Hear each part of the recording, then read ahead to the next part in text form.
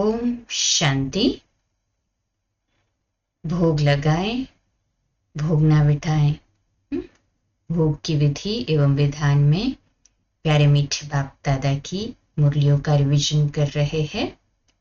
9 अक्टूबर 2020 की वाणी में बाबा कहते, तुमको बुद्धि में रहता है शिव बाबा के लिए हम भोजन बनाते हैं। शिव बाबा के लिए हम ये करते हैं। भोजन भी शुद्धि से बनाना है। ऐसी चीज न हो जिससे खिटपिट हो जाए। कोई भी उस समय वातावरण में खिटपिट न हो। फिर 12 नवंबर 2020 की मुरली में बाबा कहते, भोजन तुम योग में रहकर बनाओ। खिलाओ तो बुद्धि इस तरफ खींचेगी कि जो भी भोजन खाए तो बाबा की तरफ बुद्धि खींचे। 24 जनवरी 2021 की वाणी में बाबा कहते, ईश्वरीय याद में दाल रोटी भी कितनी श्रेष्ठ लगती है। 36 प्रकार हो और आपकी दाल रोटी हो तो श्रेष्ठ क्या लगेगा। दाल रोटी अच्छी है ना, क्योंकि प्रसाद है ना। जब भोजन बनाते हो तो याद में बनाते हो, याद में खाते हो तो प्रसाद हो गया।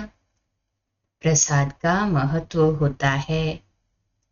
आप सभी रोज प्रसाद खाते हो। प्रसाद में कितनी शक्ति होती है। फिर 10 फरवरी 2021 की वाणी में बाबा कहते, देवताओं को भोग हमेशा पवित्र ही लगाया जाता है, तो तुम भी पवित्र भोजन खाओ। बाबा टेंशन दिलाते हैं कि हमें भी कैसा भोजन खाना है, पवित्र भोजन खाना है। नेक्स्ट 10 जुलाई 2021 की मुरली, भोग भी किसको लगाना चाहिए। अधिकारी तो एक ही शिव बाबा है ना। सर्व का सदगति दाता पतित पावन वह है। बाप कहते हैं मैं स्वीकार ही नहीं करता हूं। तुम मेरे ऊपर दूध भी पानी वाला चढ़ाते हो या ये भोग लगाते हो। तुम मेरे ऊपर दूध भी बाबा कहते हैं कैसा चढ़ाते हो, पानी वाला। ये भोग लगाते हो क्यों। मैं तो निराकार अभोक्ता हूं, मेरी क्यों पूजा करते हो। दूध भी जो भी पानी वाला भी है, पर वो बाबा तो कोई पीते तो है नहीं, अभोक्ता है। मेरे आगे भोग रखेंगे।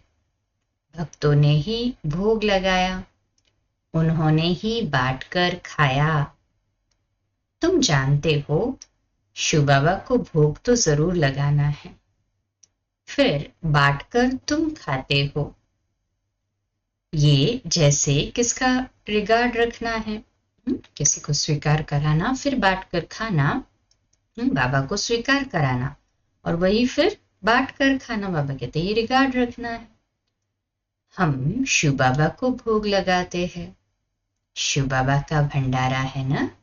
हम भले ही घर में रहते हो तो भी बाबा का भंडारा है, क्योंकि हमें खिलाने वाला बाबा है। बाबा की याद में बड़े प्यार से भोजन बनाएं भंडारे में, और यही सोचे कि ये बाबा का भंडारा है और मन से उसको अर्पण कर दे। जिसका भंडारा है उसको भोग जरूर लगाना पड़े। भल तुम भोग लगाते हो, खाते भी तुम बच्चे ही हो। ये ब्रह्मा खाता है, मैं नहीं खाता हूं। बाकी वासना तो आएगी ना। बहुत अच्छा भोग बनाया है, बहुत प्यार से बनाते हैं तो बाबा वासना जरूर लेते हैं, उसके वाइब्रेशन जरूर बाबा के पास पहुंचते हैं, परंतु बाबा स्वयं स्वीकार तो नहीं करते, क्योंकि उनको तो अपना शरीर है ही नहीं। 16 फरवरी 1988 की मुरली में बाबा कहते, आप जैसा शुद्ध भोजन, याद का भोजन विश्व में किसको भी प्राप्त नहीं। मन को शुद्ध बना देता है ये भोजन, इसलिए धन भी शुद्ध हो जाता है। समझा।